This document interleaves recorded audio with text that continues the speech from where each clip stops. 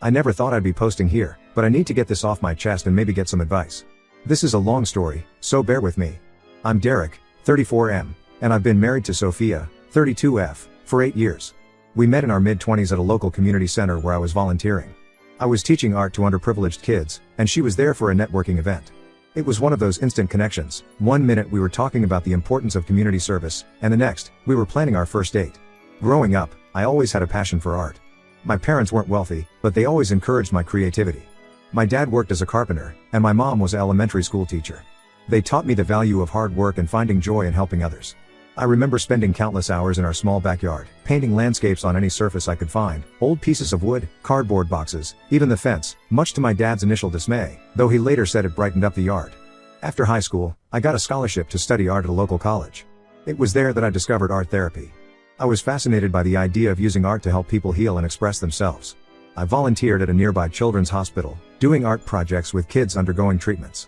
Seeing their faces light up as they created something beautiful amid their struggles solidified my decision to pursue this as a career. Sophia, on the other hand, came from a more affluent background. Her parents were both successful lawyers, and she grew up with certain expectations about lifestyle and career success. She studied marketing in college and had always been driven to climb the corporate ladder. When we met, she was working entry-level at a marketing firm but had big plans for her future. Despite our different backgrounds, we clicked. Sophia loved my compassionate nature and my ability to find beauty in the simplest things. I was drawn to her ambition and the way she could light up a room with her confidence. We balanced each other out perfectly. I didn't need to go out of my way to impress her or bring expensive gifts. I'd surprise her with a sketch I made of her, and she'd frame it and hang it in our apartment. After we got married, I took a job at a non-profit organization that provides art therapy services to underprivileged communities. The pay wasn't great, but I loved the work. I felt that helping people express themselves through art was my calling. I worked with a diverse range of clients, from children with learning disabilities to veterans dealing with PTSD. Every day brought new challenges and rewards. Sophia started working for a big marketing firm, quickly moving up the ranks. She had a natural talent for networking and always seemed to know the right thing to say to impress her bosses. I admired her drive, even if I didn't always understand it. For the first few years, things were great. We lived in a modest 2-bedroom apartment in a quiet neighborhood. It wasn't fancy, but it was cozy and filled with both my artwork and little trinkets Sophia would bring back from her business trips. We saved money where we could and made the most of our time together. We didn't have much, but we had each other, and that seemed to be enough. We would spend our weekends exploring local art galleries, trying out new recipes, or just relaxing at home with a good book or movie. I remember one Saturday when we decided to have an at-home paint night. We spread newspapers all over the living room floor, set up easels, and spent hours painting and laughing at our attempts to recreate famous artworks. Sophia's version of the Starry Night ended up looking more like swirling spaghetti, and we laughed so hard we had tears in our eyes. As Sophia's career began to take off, I couldn't have been prouder. Seeing her hard work and dedication pay off was incredible. I remember the day she got her first big promotion. I had just finished a particularly emotional session with a young client who had recently lost a parent. I was emotionally drained but felt fulfilled knowing I had helped this child express their grief through art. When I checked my phone, I saw Sophia's excited text. She'd been promoted to a senior marketing position, and it came with a substantial raise. We celebrated that night by cooking her favorite meal together, a complex pasta dish we'd been perfecting for months. We opened a bottle of wine we'd been saving for a special occasion and stayed up late, talking about our dreams and plans for the future. I even surprised her with a small painting I'd been working on in secret, a beautiful landscape of the park where we had our first date. Sophia teared up when she saw it, saying it was the most thoughtful gift she'd ever received. But things started to change about a year ago. Sophia came home one day, talking about how her colleagues were all going on exotic vacations and buying luxury cars. She'd just attended a company retreat at a high-end resort, and I could see a shift in her. She asked if we could also go on a more extravagant vacation. I agreed, thinking it would be nice to treat ourselves. We booked a trip to a tropical resort, far more expensive than our usual getaways. Sophia paid for most of it, but I contributed what I could from my savings. I was shocked by the kind of things she wanted to do there, dining at Michelin-starred restaurants, booking exclusive excursions, shopping at high-end boutiques. It was so unlike her, but I went along with it, wanting her to enjoy herself. I tried to find a balance, suggesting we also do some local, more authentic experiences. We visited a small village and participated in a traditional art workshop. I thought Sophia enjoyed it. She even bought a handmade bracelet from one of the local artisans.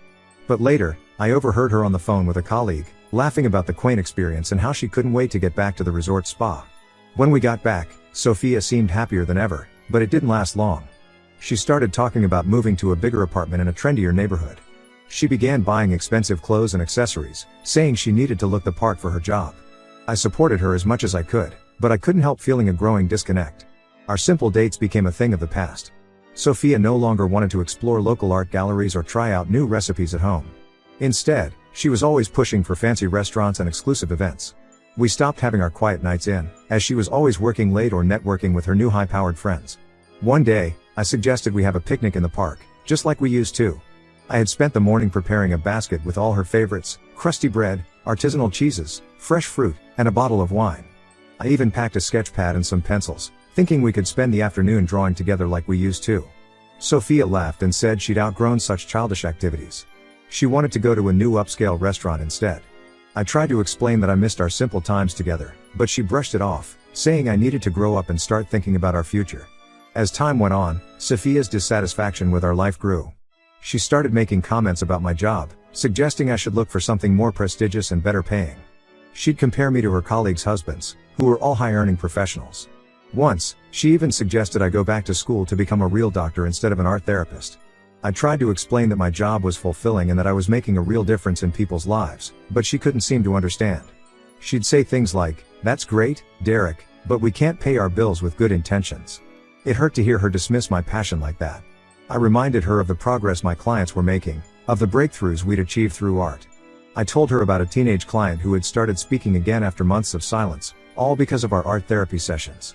But Sophia just rolled her eyes and said, "That's nice, but it doesn't get us a bigger house or a better car." The final straw came when Sophia's company had a big charity gala. I wore my best suit, which admittedly wasn't very fancy, and tried to mingle with her colleagues. But I could see the embarrassment on Sophia's face when I talked about my work. Later that night, she exploded, saying I was holding her back and that she was tired of having a husband she couldn't be proud of. I was stunned. I asked her if she still loved me, or if she just loved the idea of what I could be. She didn't answer right away, and the silence was deafening. Finally, she said, "I do love you, Derek, but I hate our life. I want more, and I thought you did too." I told her that I loved our life, or at least the life we used to have. I asked her if she could still love me if I didn't change, if I stayed the same compassionate, art-loving guy she fell in love with. She didn't answer, and I knew then that our marriage was in serious trouble. Now, we can barely look at each other. Sophia comes home late every night and sleeps in the guest room. If we happen to be in the same room, she finds an excuse to leave. Yesterday, I tried to hold her hand as we were leaving the house, and she pulled away as if my touch disgusted her. I feel lost and hurt. I don't know what I did to deserve this response from her. I'm considering suggesting we take a break to think about where our relationship is heading. But is that too harsh? Right now, everything feels harsh to me. It's incredibly difficult to see the love of my life treat me like I'm nothing. What do you think I should do? Has anyone been in a similar situation? Any advice would be appreciated. Update 1. First off, I want to say a huge thank you to everyone who offered their support and advice after my last post. Your comments and messages have been a lifeline during this incredibly difficult time. After much consideration, I decided to have an honest conversation with Sophia about our relationship. I suggested we take a break to reevaluate things. To my surprise, she agreed without hesitation. She moved in with her sister, and I stayed in our apartment. The silence that followed was both a relief and a torture. I missed the Sophia I fell in love with, but I didn't miss the constant criticism and disappointment. The first few days were the hardest. I'd come home from work, expecting to see her there, only to be met with an empty apartment. I found myself talking out loud sometimes, forgetting for a moment that she wasn't there to answer. During this break, I had a lot of time to reflect on my life choices. I reaffirmed my love for art therapy and the impact it has on people's lives. I thought about all the clients I'd helped over the years, the children who found a voice through their artwork, the adults who processed trauma through creative expression. I realized that while I wanted to support Sophia and make her happy, I couldn't change the core of who I am. I spent a lot of time in my small home studio, painting and sketching. It had been a while since I'd created art just for myself, without the pressure of it being a gift for Sophia or something to sell. I found myself pouring my emotions onto the canvas, the confusion, the hurt, but also the hope for a brighter future. One weekend, I decided to volunteer at a local shelter, teaching an art class to homeless youth. It was challenging but incredibly rewarding. Seeing these kids, who had so little, find joy in creating art reminded me of why I chose this path in the first place. One young girl, no more than 12, painted a picture of a house with a big family inside. When I asked her about it, she said it was her dream for the future. It broke my heart but also reaffirmed my commitment to using art to help others heal and hope. That being said, I also understood that growth and compromise are part of any relationship. I started looking into opportunities that would allow me to advance in my field without compromising my values. I reached out to some colleagues and mentors, asking for advice and keeping an ear out for potential opportunities. As luck would have it, I found out about a position at a prestigious hospital that was starting an art therapy program for their pediatric oncology ward. It was a big step up from my current role, more responsibility, a chance to build a program from the ground up, and yes, better pay. But more importantly, it was an opportunity to make an even bigger impact, to bring art therapy to children facing the toughest battles of their young lives. I applied for the position and went through several rounds of interviews. Each time I spoke about my vision for the program, I felt a renewed sense of purpose. I imagined the difference we could make in these children's lives, how we could bring color and creativity into the sterile hospital environment. While all this was happening, Sophia and I had minimal contact. We'd text occasionally to discuss practical matters, but we hadn't seen each other in weeks. I was nervous but excited to tell her about this new opportunity, hoping it might be a way to bridge the gap between us. I thought maybe if she saw that I was growing in my career, but in a way that stayed true to my passions, she might understand me better. I decided to call her and ask if we could meet to talk. She agreed, and we set a date to meet at a neutral location, a cafe we used to frequent in the early days of our relationship. I spent hours preparing what I would say, how I would explain my new opportunity and my hopes for our future. But when the day came, Sophia showed up with a manila envelope in her hands. Before I could even begin to tell her about the hospital position, she slid the envelope across the table. Inside were divorce papers. She explained, in a cold, detached voice that I hardly recognized, that she couldn't be with someone who lacked ambition and couldn't provide the lifestyle she desired. She mentioned her new social circle and how they would look down on someone in my profession. She said she deserved more than what I could offer. I was devastated but also angry. I realized that no matter what I did, it would never be enough to satisfy her growing materialistic desires. The woman sitting across from me was not the Sophia I had fallen in love with. I took the divorce papers and told her I needed time to think. After she left, I sat in that cafe for hours, nursing a cold cup of coffee and thinking about our entire relationship, from the early days of our love to the recent years of growing apart. It was clear that we had both changed, and while I still cared for her, I couldn't ignore the fact that we were no longer compatible. I've decided to sign the divorce papers. It's painful, but I realize now that staying in this marriage would mean losing myself. I plan on taking the new job at the hospital and focusing on my personal growth. I'll update you all once the divorce is finalized. Thank you again for your support during this challenging time. Update 2. Hey everyone, I wanted to give you all an update on what's been happening since my last post. First of all, thank you again for your unwavering support. Your messages and encouragement have truly been a lifeline for me. The divorce has been finalized. It was a difficult and emotionally draining process, but it's finally over. Sophia and I managed to keep things civil, dividing our assets without too much conflict. She got most of our shared possessions, which was fine by me. I've never been one for material things anyway. After the divorce was finalized, I took some time to process everything and figure out my next steps. I'm happy to say that I did take that job at the hospital. It's been challenging but incredibly rewarding. I'm working with children battling cancer, using art therapy to help them express their feelings and cope with their treatments. My first week on the job was intense. I remember walking into the pediatric oncology ward, seeing all those brave kids hooked up to machines, some of them having lost their hair to chemotherapy. It was overwhelming at first, but then I saw a little boy, no more than 6, drawing a picture of himself as a superhero.